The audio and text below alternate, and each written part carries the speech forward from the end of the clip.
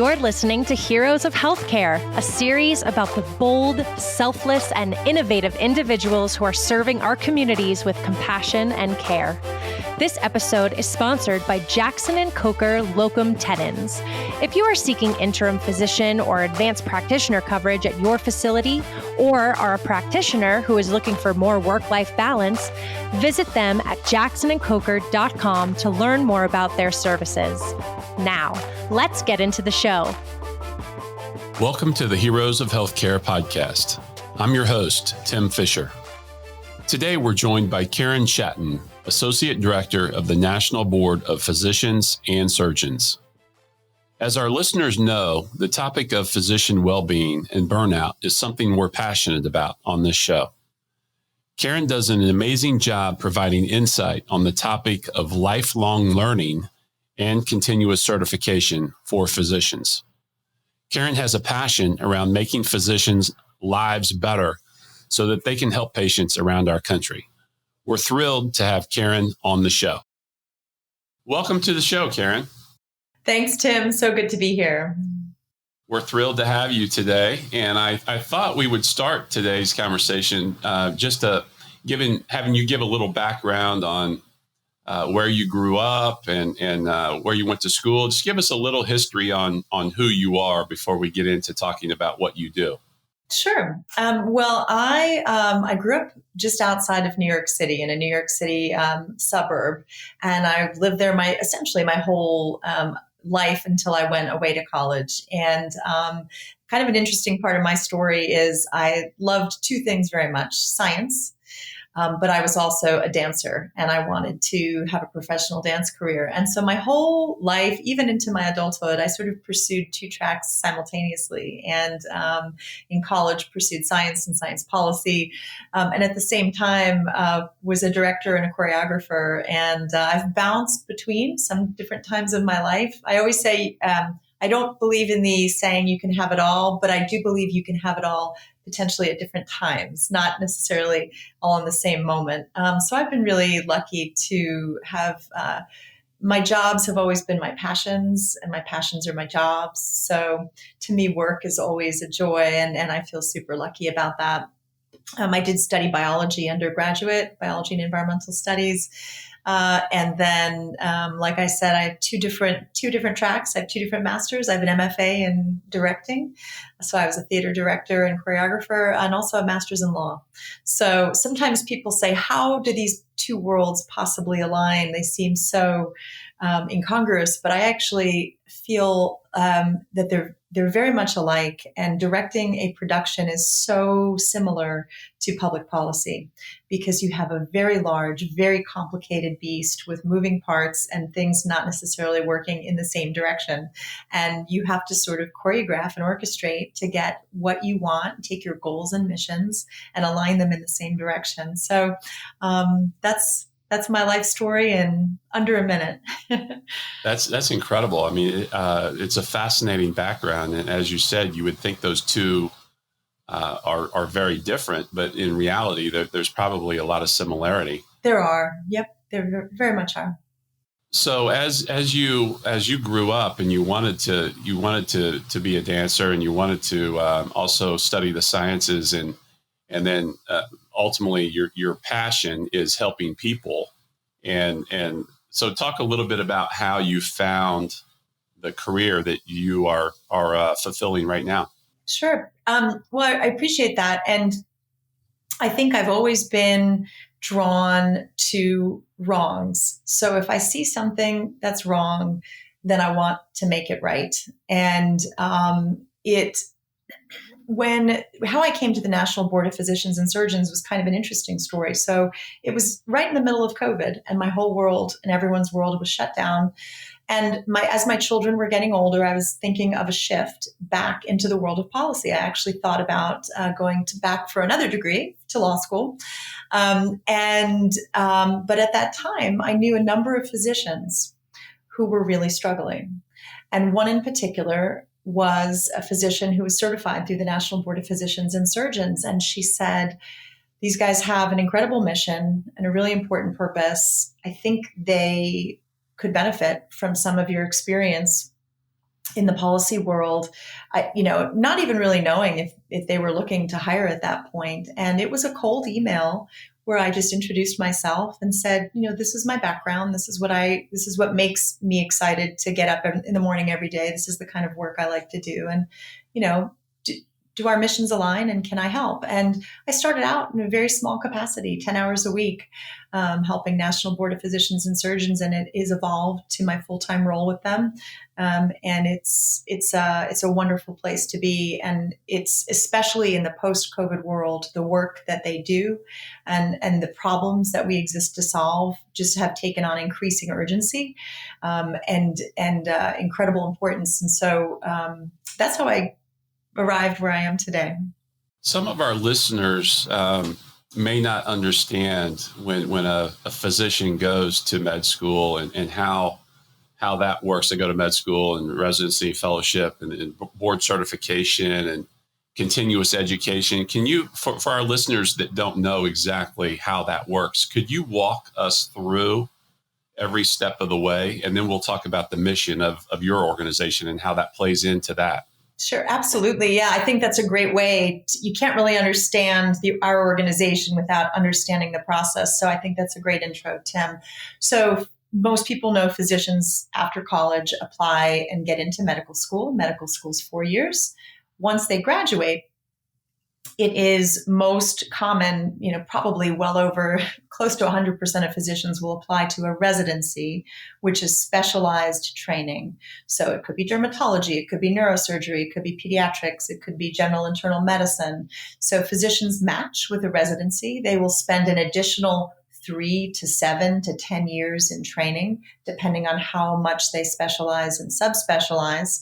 And those residency programs culminate in what I like to call the final exam to becoming a physician, which is now known as board certification. And so this is a really important credential to physicians. Just about every physician you talk to, every physician you go to see will say, I'm board certified in X specialty. And what this means, as medicine has increasingly become specialized over the decades, it means that you're not going to have a neurosurgeon delivering your baby, and you're not going to have an obstetrician doing your brain surgery, and vice versa. And even though it sounds silly, and I always chuckle, it sounds like the most obvious statement. If you go back 100 years, there were people who perhaps were unscrupulous and they said they could do everything, and so we're so blessed in this country to have some of the finest medical training in the world. And board certification is a really important part of that. And it's something that we believe in and require for our physicians. So that's the history of how a physician becomes a physician. It's a long process, and it's a very, very intensive process. Part 2, or what I like to say is what comes after board certification, or what we now call initial board certification, is the lifelong learning part of a physician's career. And physicians are a little bit different than the rest of us. I mean, we all learn, and we all like to learn and be interested in what we do. But because medicine is so based in science and research that's constantly being changed and updated as knowledge evolves, they have to stay up to date on that. They have to be current. So physicians have always done that historically through continuing medical education, just like an attorney will do it through continuing legal education. And that's always been the case. However, and this is where the National Board of Physicians and Surgeons origin story begins, around the year 2000, the organization that provides just the lion's share of board certification in the United States made their particular brand and sort of pathway of continuing education mandatory for physicians. They said you must go this direction, you must buy our product, you must pay our fees to do this, this particular flavor, I'll call it, of continuing medical education, or else we won't call you board certified anymore. And as you might imagine, that did not sit well with physicians, and physicians became increasingly upset. There was a lot of discussion about many different aspects of how it might be unfair, and now in the post-COVID world, extremely burdensome, adding to administrative burden without commensurate value. And the founder of the national board is Dr. Paul Tierstein, who is a very, very renowned cardiologist at the Scripps Clinic in San Diego area.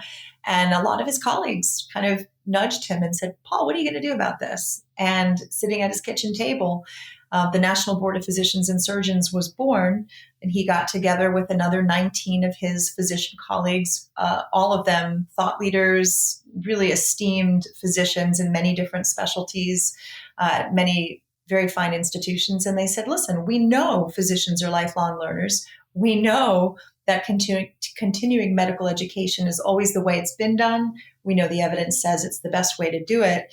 We want to make sure physicians can have an option, a different option, to make sure they're always staying current in the most relevant ways to their practices, to their patients, but also, and really, really importantly in this day and age, to not make anything duplicative or onerous, or to create any additional burdens without value.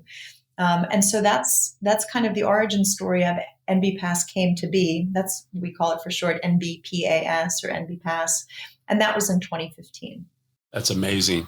I think the average American, and I would put myself in this before I got into healthcare, the average American doesn't necessarily understand how hard it is to become a physician, the stress that happens being a physician, and a lot of the tension that's in the system that leads to physicians' well-being and the level of burnout being higher now than it's ever been.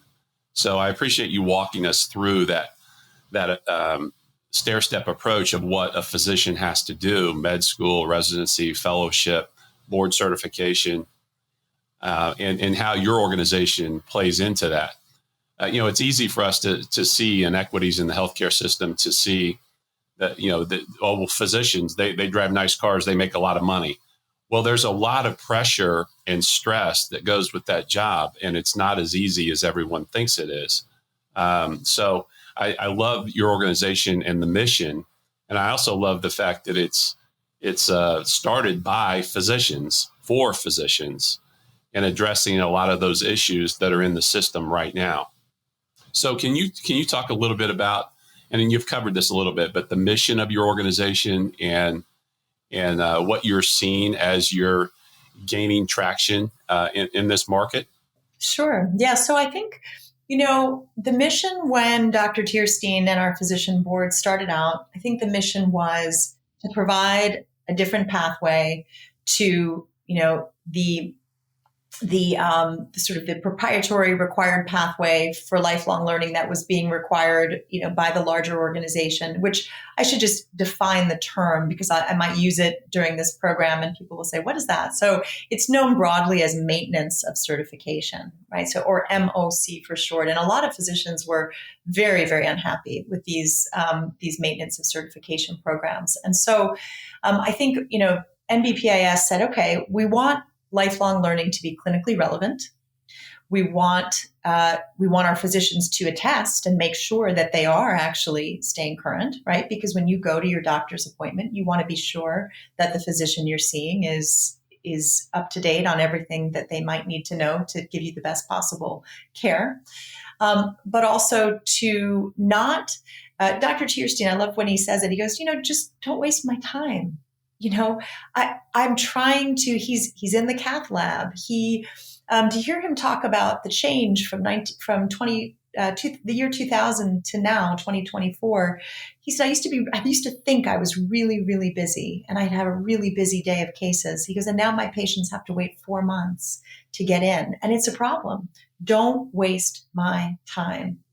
And then there's something else that was uncovered, and it's a really inequity or an unfairness issue with maintenance, the traditional maintenance of certification programs. And that is, at the point that they became mandatory, there was an artificial breakpoint where the older 40% of U.S. physicians were exempted, or what was known through a process known as grandfathering. And so even though the organization offering all these MOC programs said, well, you must do this or else you're not going to be a quality physician. And I always say, well, the air comes out of that balloon really, really quickly when you realize and acknowledge that you exempted 40% of US physicians who were practicing side by side with the younger physicians who were required to do that pathway. The older physicians were not required. We hear every day from younger physicians who say, and even older physicians who say, I'm no better or worse than my younger colleagues just because I'm not participating in those MOC programs. And so our board was really concerned with issues of unfairness with the grandfathering issue. And then most of all, and again, in the post-COVID era, I think we've evolved somewhat because it's become recognized in greater measure that MOC programs contribute enormously to physician burnout. And I was just listening to the Heroes of Healthcare podcast before I came on with you to familiarize myself with your program. And I listened to your new partnership with the Dr. Lorna Breen Foundation. And I was so moved and so touched because I thought this is what we need. And this is what we're all about is, uncovering the things. There's some problems in healthcare we might not be able to solve or that might be harder to solve, but there's so much low-hanging fruit that we can immediately remove to improve physicians' lives, reduce burden, and keep them seeing their patients. So, an expanded mission of ours has become, we have to bring a bright light to this issue of not adding extra administrative burdens that are unproven and don't have value. And so we provide, not only are we providing the advocacy and awareness, but we're providing the pathway that's the alternative to the status quo. And, we do it in a way that's streamlined, physician-friendly, patient-friendly, and, talk about inspiration. One of my favorite things about this job are the phone calls and emails that we get from physicians who just say, you guys kept me in medicine. I was going to retire. I couldn't take this anymore. I'm not going to, continue jumping through these hoops that don't matter. And so this is really what drives me. It's what drives us. It's what inspires our board. And we're going to try to advocate and educate as much as we can. Well, I love that. And I love that you said earlier that when you align your passion with your career, it doesn't feel like work. And I can tell from just hearing you speak how genuine and authentic your passion is around this topic. And I think it all starts there. It does. And if you don't mind me interrupting, I'll say I was asked a question the other day. They said, well, you're not a physician. Why do you care about this so much? And I just said, I'm a patient. And I know so many physicians. And I think of the physicians who, when I had my first child, went from natural childbirth to emergency C-section in the middle of the night, without warning. And I still think that I don't even know the name of the pediatrician who scrubbed into that OR at 2:30 in the morning, made sure that my firstborn was just fine before handing her over to me.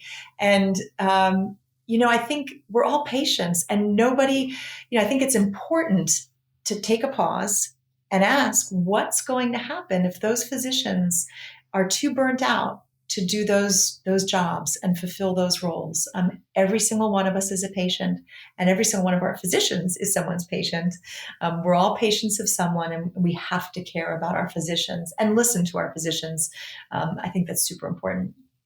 That's exactly right. And I think if we're not careful, and maybe you can elaborate on this a little bit, it turns into a transaction instead of humans helping humans. And we have to be careful that healthcare in our country doesn't become just a business and a transaction, and we lose sight of what we're ultimately trying to do. Mm-hmm. Oh, absolutely. 100%. I couldn't agree more. It's you talked about the Dr. Lorna Breen Heroes Foundation, and there's just a lot of administrative burden when physicians are polled and they're surveyed and they ask, why are you stepping away from medicine? Which they're stepping away from medicine more now than they ever have. But the number one thing that always comes up is administrative burden. So when you mix the continuous education and the lifelong learning as part of their process, can you share a little bit about how you see in a perfect world, how would that work? Sure. I mean, in a perfect world, I think physicians have to have the autonomy to choose the lifelong learning that's relevant to their practice. And that's the model that we've developed, and it's the model that we share with physicians in all 50 states. So to give you an example, like what does that really mean, right? Where does the rubber meet the road here, and how is the National Board of Physicians and Surgeons different from the other products out there or other competitors? So let's just say, I'm going to use oncology as an example because we have a really vocal community of oncologists lately who are passionate about us and really, spurring up interest among their colleagues. So let's just say you do a residency in oncology and you then specialize in breast cancer oncology. So you've taken oncology, the biggest bucket of oncology, you've limited it to breast cancer, and then let's just say you work at a tertiary or even more specialized medical center, and you only do you're the super specialist in the country on HER2 negative cancers. So then 100% of your patient load is in that small little bucket. And so the other programs are that our competitors offer for MOC and maintenance of certification, they're more of a one size fits all. So physicians have to do these things. They're getting asked questions that have nothing to do with the work that they do on a day-to-day basis, nothing to do with the patients they see. It's not adding value, but it certainly takes a lot of time and energy away from their patient care. So what we do and how our model differs is we say, we want you to tell us what you need to study to stay current. Now, we want to make sure it's the highest quality learning materials out there. So there is something, I'm going to get into a little bit of technical jargon, but there are all different levels of CME. CME could be taking a meditation class. CME could be doing, a mindfulness, bringing mindfulness to your practice. And, that's all wonderful and good. And we celebrate anything a physician wants to do to improve their personal or professional worlds. What we require for our form of continuing board certification, though, is you have to submit only the highest level of, it's more of an academic credential is the good way to think about it. And so if you are that surgeon, let's say at Memorial Sloan Kettering in New York City, and you have a super subspecialized group of patients, you are going to submit to us those credits that pertain to your work and your specialty. And, I always like to say, nobody believes us in the era of electronics, but we have a small and mighty and wonderful team. We hand check those credits, we verify them, we match them to what the physician is board certified in, and make sure it's really truly a path of their lifelong learning that is relevant. And then they receive our certification. So I think it's also really important to know that in our model, we're giving credits to physicians for all the work that they all are already doing. And I know in the Lorna Breen interview, they talked about interfacing with state medical boards, which your listeners may or may not be familiar, that you have to be licensed in your state in order to practice medicine. And all 50 states just about require also continuing medical education. So instead of saying, we're going to create something, some new solution in search of a problem, make you jump through hoops, make you check extra boxes, spend 40 hours a year doing something that's not really relevant. We're going to take the work and the learning that you are already doing for your patients. You're already doing it for your licensing. And we're just simply going to align it in a way that's most streamlined. So that's how that's the fundamental backbone of our program. And that's what makes us different. Okay, Karen. So one of the things I loved, I read an article that you wrote for Medical Economics recently, and it was called Prescribing Insanity. Can you share a little bit of kind of what you shared in that article? And anybody that's listening, if you're interested, please search for that article. Can you share a little bit about what you talked about in that article? So in Prescribing Insanity article, I talked about a problem that exists in the healthcare space that directly impacts the National Board of Physicians and Surgeons. And this is where it gets complicated. And I'll back up just for a minute. In 2022, the Joint Commission, which accredits the lion's share of hospitals and healthcare facilities in the United States, added the National Board of Physicians and Surgeons in their credentialing, their accreditation manual, as what we call a designated equivalent source. And it was a big deal. It is a big deal. And everyone was so excited, many of our physicians, and they thought, well, this is sort of the watershed moment for the national board to gain incredible awareness. And, any barriers or uncertainty an organization might have about us will come down. And lo and behold, we'll be everywhere, and physicians will be able to avail themselves of our certification model. And that didn't happen. In fact, we started experiencing larger barriers. And it was really that point where we took a pause and said, what's really going on here? What is happening in the larger sphere is really putting up barriers to a model that every hospital should be clamoring for. People should be banging on our doors. You talked, I'm jumping around a little bit, but you talked about the transactional nature of healthcare. But the interesting thing about our model is not only is it less burdensome, streamlined, aligned with what physicians need to study and learn, it also on average is 72% less than other continuing certification models. And those costs are often picked up and paid for and reimbursed to physicians by hospitals. So something didn't make sense. How could we have something so superior in terms of, demand? There's demand. We believe it's a superior model. It's certainly supportive of physicians and what they need to do. It's a new model. And we weren't seeing, the results that we expected. And so what we learned, unfortunately, is that there's a monopoly of organizations, and they exist in the nonprofit space.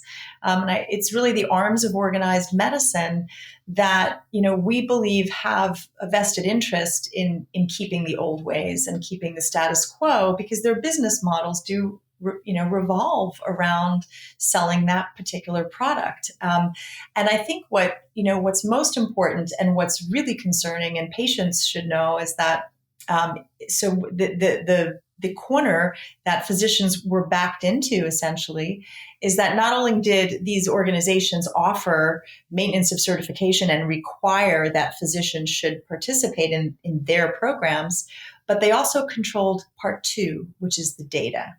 And if a physician said, you know what, I don't want to do that, I don't like your program at all, I want to do the national board's pathway, they actually would remove the title, remove the credential, board certified.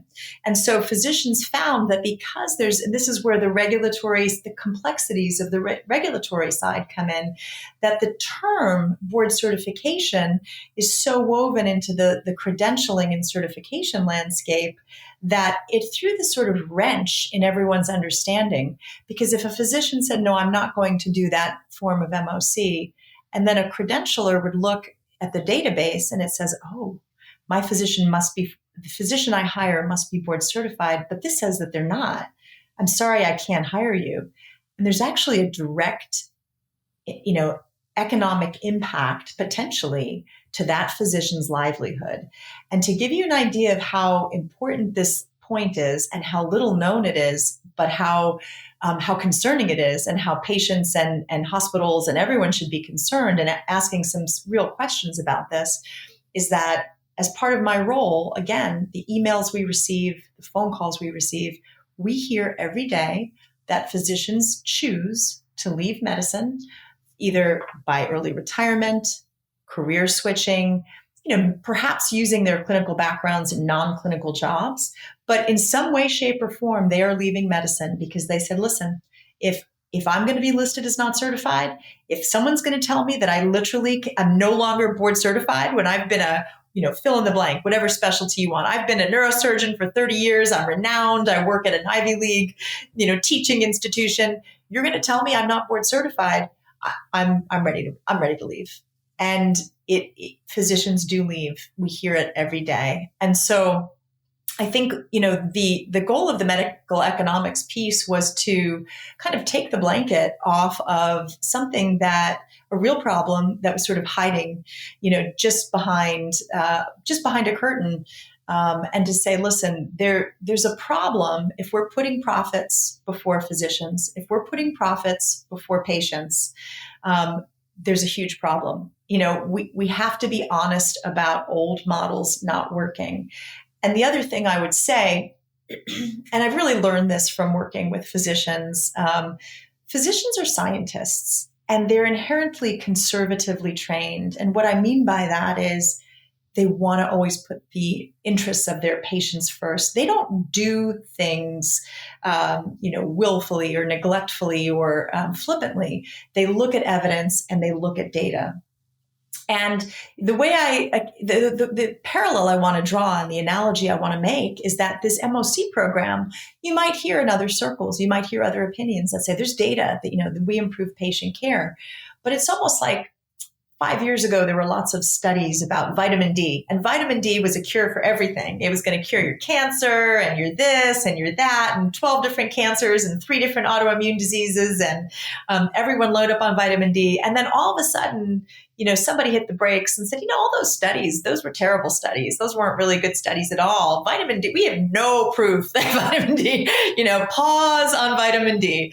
And I think that this is what physicians are saying about the maintenance of certification programs. They said, not only are you calling me not certified, you're calling me not certified for not participating in your program where there's really no good data to support it. And the data that is walked out there to support the status quo tends to be either retrospective studies, which in the world of science are not considered, they don't show causation. It's not considered high quality data or what we call level A data.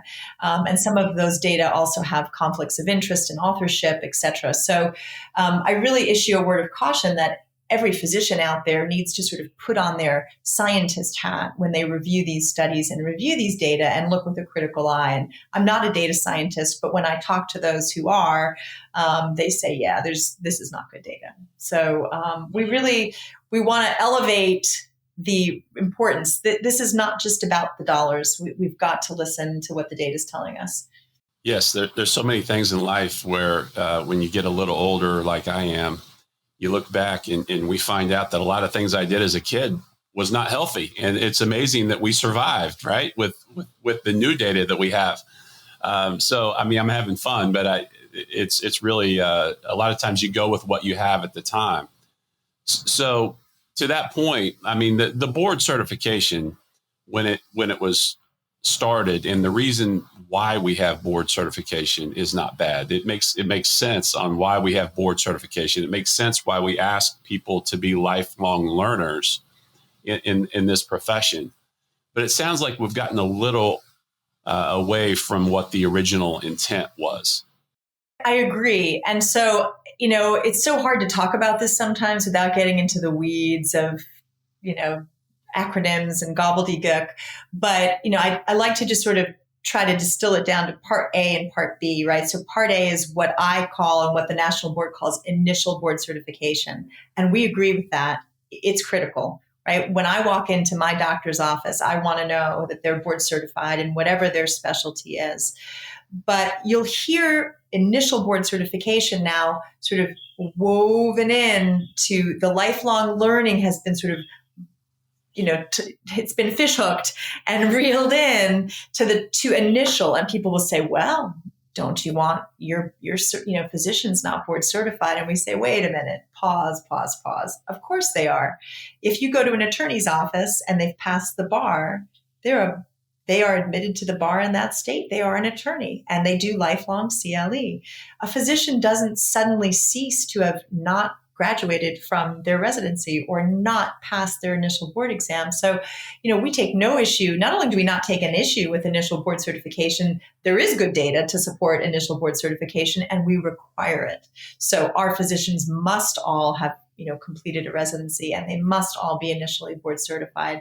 The difference of opinion and the problem we're trying to solve comes in the part 2, which is the lifelong learning. And so, our position is in this day and age, if you're not part of the solution, you're part of the problem. And so if you can't really support a good reason for asking a physician to do something, to do an extra piece of administrative work, you're part of the problem. And so, we we're trying to be part of the solution. These are complex issues that we're talking about, and a lot of people, maybe some of our listeners, this is a learning for them.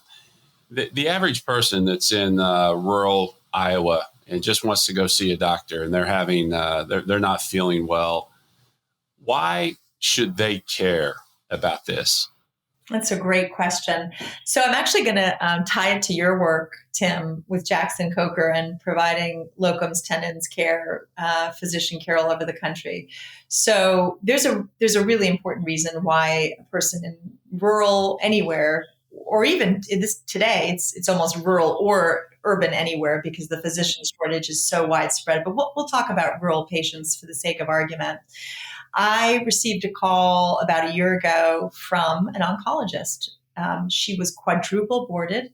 So it was, I forget what it was. I'm going to make it up, but maybe it was oncology, hematology, hospice and palliative care, and some other related field that supported her work. She had a lifestyle that she worked 100% of her time as a locums tenens physician. And she was often the only oncologist seeing cancer patients in rural states in the Northwest United States. So, a rural area that might have included Idaho, Montana. Again, I'm going from memory, so I'm, giving it as a hypothetical. But she provided critical oncology care, and she was the only available oncologist for hundreds of thousands of miles in this rural area. She preferred the National Board of Physicians and Surgeons and said, this is perfect for me. I have so much learning to do, and this is the perfect way for me to streamline my learning. So she dropped MOC. And the locums tenens company said, unfortunately, no one out here was aware that this is a different pathway for board certification. And so we can't send you to these hospitals. The hospitals are unaware. And so she said, there were patients without an oncologist. And that's, I can't make these things up. These are the kinds of heart-wrenching stories we hear. And so I think that's why it matters to not just rural patients, but every patient. It's really important that we keep every single physician who wants to be practicing clinical medicine, practicing clinical medicine. And I'd sort of say to your listeners, imagine if you knew that your doctor was dropped from a payer network or couldn't get re-credentialed at your hospital because of a misunderstanding, because there's a database reporting them out as not certified when they're a fully trained physician, board certified physician who is really wanting to see you as their patient. And so that's why it should matter. And that's why patients should be concerned about this issue to say, this is an whether it was intentional or not, I'll leave up to individuals to ponder, but it's certainly an unintended consequence of a good idea that perhaps has gone off the rails in the wrong direction. And I think that it behooves us all, whether you're a physician, whether you're a patient, whether you're an advocate in this area of healthcare and supporting our healthcare workers, it behooves everyone to say, we've got to look at this seriously. We've got to educate. We've got to educate the credentialing world. We've got to educate the hospital world. We've got to be really careful that we're not accidentally removing access to board certified physicians and physician care. So that's why it's important. Thank you for tying that all together. And as we wrap up here today, I just want to thank you for coming on the show and shedding some light to this, because I do feel that a lot of times we go through life and we just go see the doctor and we don't understand everything that's behind seeing a quality physician who is motivated and still passionate about seeing patients and improving quality care that people have. And there's just a lot of administrative things that people don't know that people have to go through. So I really appreciate you shedding light on that. So as we wrap up on this show, we always close with the question of, who is your hero? Well, I love that question. And as I said earlier, Tim, I really, I gave it some thought. And I think that my hero or heroes are probably a category of a type of person. But I'm going to use one particular one as an example. And so I think my heroes are people who put mission before themselves, even if it's their own safety, even if it's, to their detriment, that they believe in something so strongly, especially if it's wrong, and the people who are out there seeking to right a wrong. And so my 12-year-old daughter and I, one of our favorite heroes is Malala Yousafzai, who people may or may not recognize that name. She was shot by the Taliban for arguing and insisting on education for girls. And she not only survived, she became a Nobel Prize winner and said, "I will not be silenced." And I think that, that is an incredible and extreme example, perhaps. But I think that I think there are so many people who take up missions that feel impossible and feel overwhelming, but say, it's so important, I'm going to do it anyway. And I think those are the people who inspire me. I love that. It starts one person at a time, right? It does. Karen, thank you so much for being on the show today. It was my pleasure, Tim. Thank you. You've been listening to Heroes of Healthcare. If you enjoyed today's episode, please tell a friend or leave us a review wherever you get your podcasts. You can also visit us at www.heroesofhealthcarepodcast.com for more information or to listen to past episodes. Thanks again to our sponsor, Jackson & Coker Locum Tenens, providing interim physicians and advanced practice staff for over 40 years.